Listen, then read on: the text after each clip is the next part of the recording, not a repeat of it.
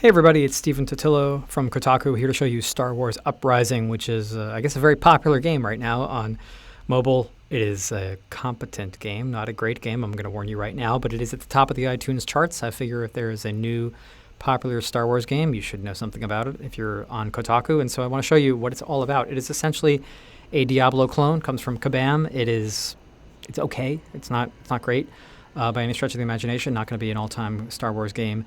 But it's a free-to-play Diablo clone. For some people, I think that'll get them excited. For others, they'll kind of wish there was a little more there. You can play it on Android as well. I'm tapping on my iPad screen here to move my character around. His name is Mannequin Drywalker. I've picked his race. I've picked his gender. And as I've been playing through the game, I've been picking up various items, guns, helmets, what have you, and leveling them up, upgrading them, so that he can have slightly less dorky gear. He doesn't exactly have cool gear yet, although these pants aren't bad. If I wanted to go to the next class of pants, move up from standard gorilla trousers to refitted gorilla trousers, what would I have to do? I would have to max out these pants. I'd have to get some of these green crystals, blue crystals, and then I would have these other kinds of pants. So there's a lot of investing your resources. You have all these gems that you're spending in order to level the properties of everything up. So yeah, like I said, Diablo-esque, very much a loot game.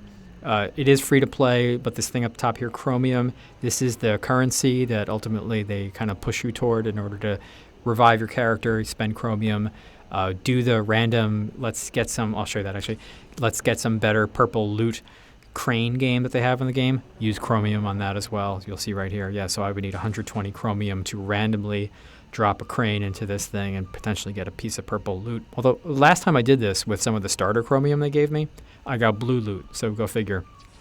Yeah, so free to play, but as with any free to play game, kind of nudging you toward, well, here, you could make the game easier, you could get better stuff, if only you would pay a little bit of money. I'm not against paying to play video games. I think you should pay for a cool game, but I can't stand the way these free to play games are made, where it's sort of like, hey, it's free, but if you wink, want to get a better way of going through this game, pay. And I'm just like, really, just let me pay $10 and have fun. I can collect characters, and then I can send them out on missions. So, for example, I can pick this lady here, who she'll have a 97% success rate.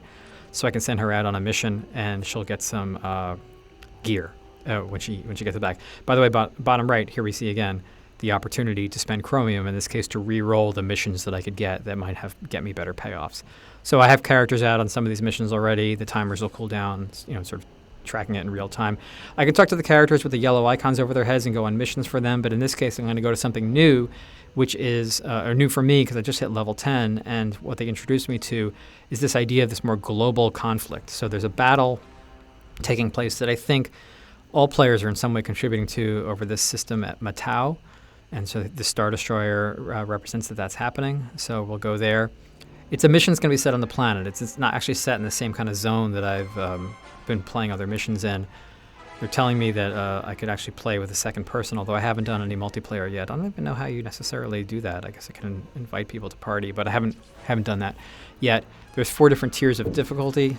You see a minimum rating associated with them. I'm just going to go in with, it's kind of babyish, whatever, but I'm going to go in with the bottom difficulty level so that I don't die. I tried this before and I died. The game's actually getting a little bit tougher. But earlier when they were warning me about, don't go into this mission, you're not powerful enough, it was kind of laughable and I would still do fine. But now actually the level they're telling me to be at is closer to the level I really do need to be at. So we're going to go into this and see what happens. I'll be able to show you the basic controls. Again, I'm playing on my iPad, so I'm just tapping in order to move my character around. I have a bunch of different abilities that are associated with different gestures.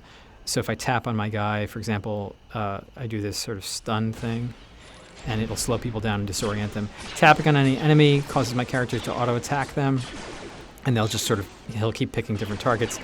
I can double tap and do a dodge roll, and you see that has a cooldown on the top left. I also have this ability to, in this case, touch and drag, and then I get this sort of laser thing going on. And with all of these abilities, you can upgrade them. You can buy better versions of those. So, as I keep saying, very much a Diablo-style loot game in terms of consistently trying to gain better stats through better gear, better loot, and sort of crafting your way to higher success. I don't know. I can't think of if they've done a Diablo-style game in Star Wars before, so it's neat to see somebody trying that. It's disappointing to see that they're not doing anything that exciting with it. They try to sell you on the idea that this game takes place between Return of the Jedi and The Force Awakens, but I'm not sensing any great important narrative connection. The game's taking place in a part of the galaxy that the Imperials are still in control of. They're actually telling their people that the Emperor is still alive and in denial about, I guess, things going south. And you are trying to pay off a debt to a guy named Happy Dap, which is kind of the worst Star Wars name ever.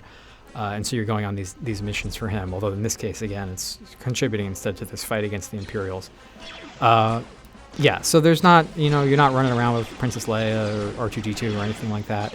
You can, as I showed you before, recruit characters who can go on missions for you, and I was able to see that like you can recruit Wookiees at some point, and so there are other Star Wars characters.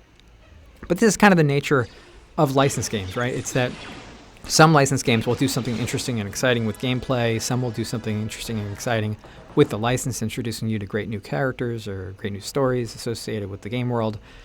Others, and this is more where Star Wars Uprising fits in, simply try to get by on giving you familiar sound effects, familiar music, and hoping that that's enough to sort of win your love for it. I mean, I'm sure if this game was called Star Force Uprising instead of Star Wars Uprising, it wouldn't be doing quite as well.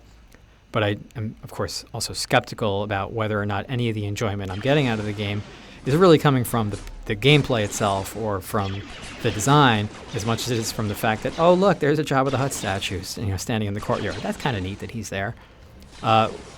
Diablo games, though, to be fair, do tend to get cooler as you get more loot, as you get more gear, and maybe it's possible that as I level up, I will begin to feel more like a Star Wars badass or something, the way I felt, as I leveled up, as I played more and more Knights of the Old Republic or something like that. But yeah, you're not meeting some great new character. You're not, I don't think I certainly don't feel like I'm experiencing some important new chapter of the Star Wars universe or saga. In this case, though, that mission played out pretty much the way the story missions have. But it obviously fit within a different, and yeah, the rewards are paltry because I was playing on this baby difficulty level.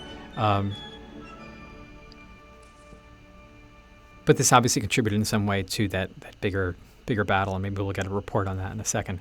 But that is the meat and potatoes right there of Star Wars Uprising. It is a game that is about that loot collection, and let's see, talk to Short Paw in the marketplace. Yeah, so that was that. Actually, there was no big progress there. And if we go back and we check, my victory points were 75, and I would get another reward of 400, so I guess I would keep playing through that. So is this your thing? I don't know, kind of competent, somewhat bland Diablo clone, but with Star Wars trappings over it. Maybe that's for you. It is free to play, so you can give it a shot yourself. And hopefully this helps you see whether that's worth your time. Hope you enjoyed it. Star Wars Uprising. See ya.